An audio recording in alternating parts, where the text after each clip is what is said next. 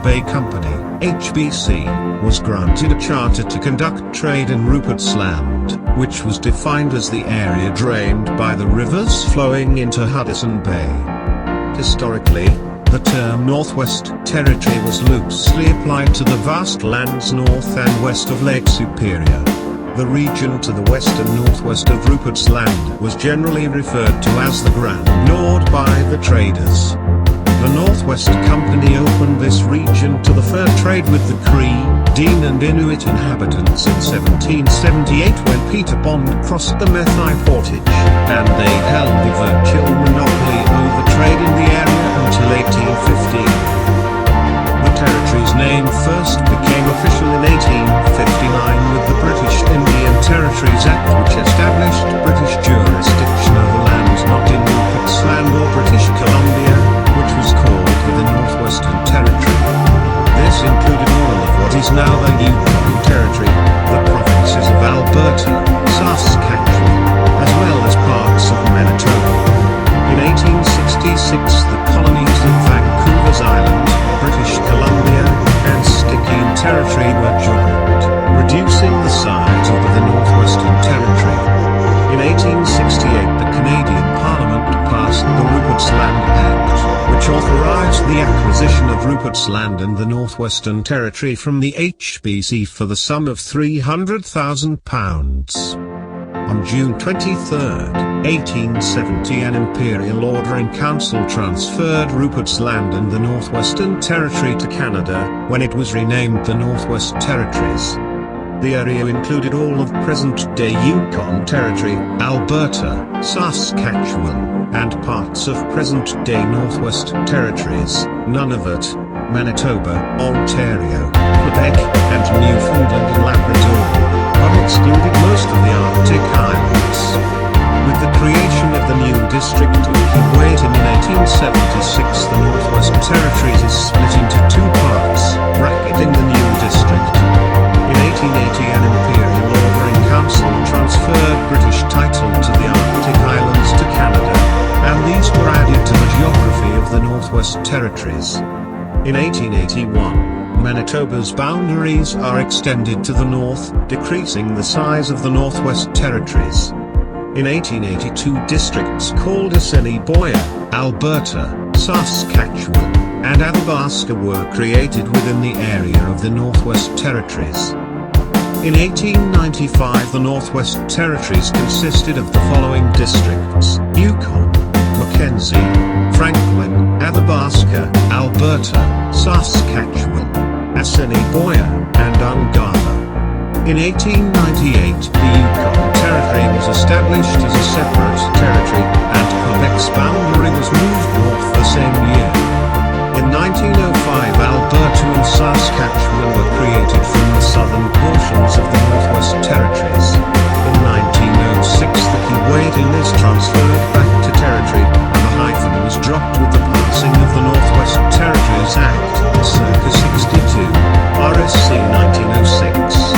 In 1912 the borders of Manitoba, Ontario, and Quebec were moved north, leaving only the districts of Keewatin, Mackenzie, and Franklin in the Northwest Territories.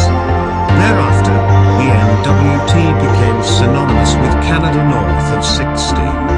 In 1925, on the sector principle, the boundaries of Canada were extended to the North Pole, vastly increasing the size of the NWT. The last major change to the geopolitical map of the Northwest Territories occurred on April 1, 1999 with the creation of Nunavut. Since then, the remaining district names have fallen out of use. The Dempster Highway is one of northern Canada's undiscovered, yet readily accessible wonders.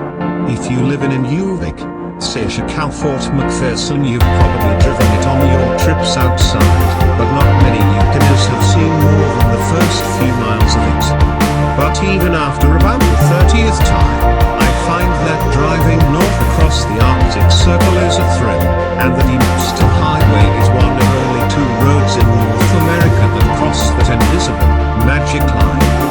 Particularly if you can spare 4 days, it offers a truly unique experience. The Dempster Highway. The Dempster Highway. As well as being the most remarkable highway I've driven, however, it's also the most unforgiving. In dry weather, there are places where the dust is so thick that the few vehicles on the road pass each other at a crawl. In wet weather, there are places where pulling a trailer through the slimy, ankle-deep slop is a white-knuckle affair. There are places where snow is possible on any day of the year. Dempster Highway. Most of you are now mentally crossing the Dempster off your possible places to go list. But and when the Yukon tourist people started using the term the magic and mystery in their promotions many years ago, the Dempster was surely one of the places they were thinking of.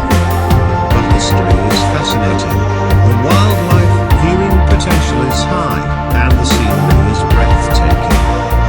The Dempster, surprisingly, still doesn't show up a lot on the internet. See the links below. There's only one place on the highway where food services are available, and that's at Eagle Plains, kilometer 363, mile 232. Strange name, as it's a high ridge, not a plain, and there are no equals in the area. The hotel has good rooms and food, and the garage offers fuel, and tire and mechanical repairs. Eagle Plains' most impressive feature is the view, at 2 a.m. in late June, with the sun nudging the horizon.